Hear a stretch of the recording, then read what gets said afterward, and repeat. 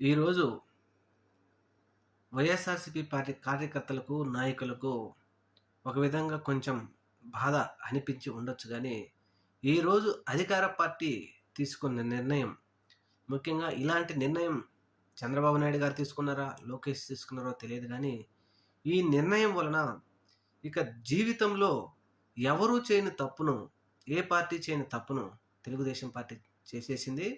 ఈ పని వైఎస్ఆర్‌సీపీ వాళ్ళకు మంచే కలిగిస్తుంది గానీ, చెడు ఏం లేదు.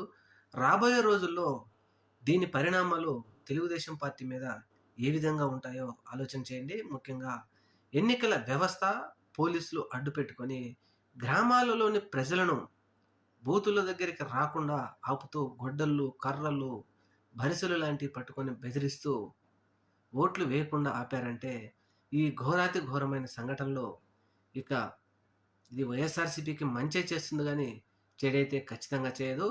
తాత్కాలికంగా ఇప్పుడు వైఎస్ఆర్‌సీపీ వాళ్ళు ఒక విధంగా బాధపడినప్పటికీ, రాబోయే రోజుల్లో ఇది వైఎస్ఆర్‌సీపీకి ఘన విజయం చేకూర్చడానికే ఉపయోగపడుతుంది.